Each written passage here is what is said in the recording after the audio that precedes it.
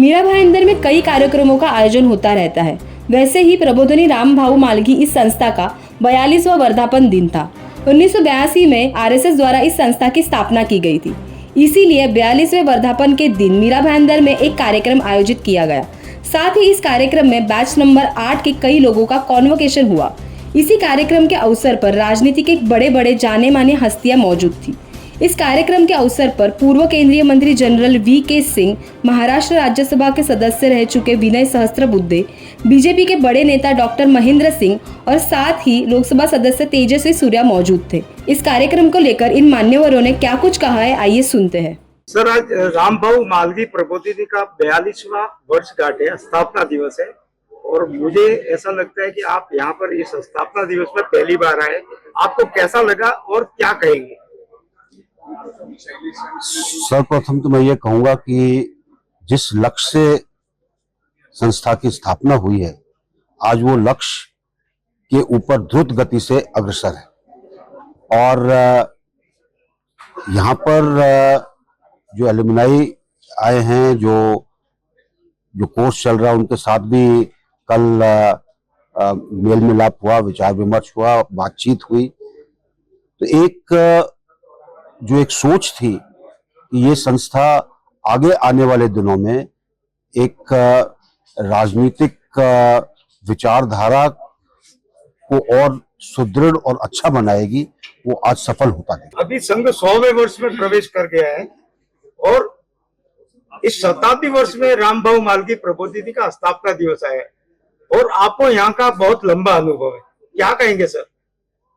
ऐसा है कि हम सबकी प्रेरणा तो राष्ट्रीय स्वयंसेवक संघ के विचार ही रहे हैं और उन विचारों के अनुरूप जो पले बढ़े, ऐसे रामभाऊ मालगी जी की परिकल्पना को यहाँ साकार होता हम देख रहे हैं।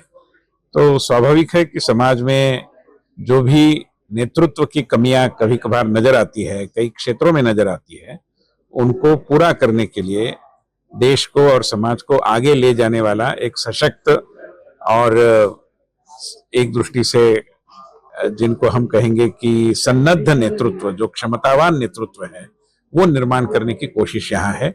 हम प्रेरणा भी देते हैं, क्षमता भी निर्माण करते हैं और निरंतरता से वो काम में रहे, इसको भी सुनिश्चित है। देखो, काम करेंगे तो ऐसे समाज में जो लोग, जैसे लोग हैं वैसे राजनीति में है।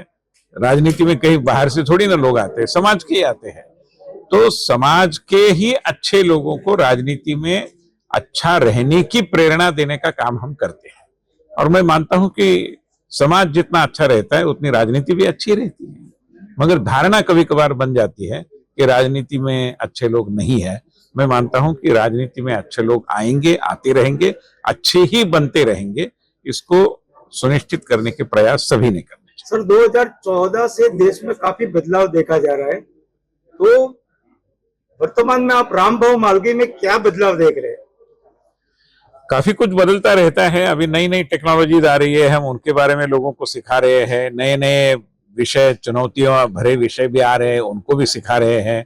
और राजनीति में जैसे होता है कि चुनकर आना एक बात है, चुनने के बाद काम करने की क्षमता अर्जित करना और वो बनाए रखना, इन विषयों में हम काम करते रहे हैं, आगे भी करते रहेंगे। इस काम के कारण जनतंत्र और कारगर और प्रभावी हो पाए। देश का विख्यात संस्थान है जो चाहता है कि जियो स्पेशल टेक्नोलॉजी लोगों तक पहुंचे। वो कैसे पहुंचेगी? इसरो का अपना काम सीमित रहता है, वो तो वैज्ञानिक लोग हैं। तो राष्ट्रीय महिला आयोग और प्रबोधिनी ने उनके साथ मेल मिलाप लगाते हुए हमने जियो स्पेशल टेक्नोलॉजी का ग्रामीण अंचलों में, ग्राम पंचायत में, नगर पंचायत में, वनों के प्रबंधन में, अन्य क्षेत्रों में कैसे उपयोग किया जा सकता है, इस पर जनप्रतिनिधियों और अधिकारियों को हम प्रशिक्षित करते हैं। इस वर्धापन दिन के अवसर पर रखे इस कार्यक्रम के बारे में आपको क्या लगता है, हमें कमेंट कर जरूर बताइए और ऐसे ही वीडियोस के लिए देखते रहिए MB लाइव।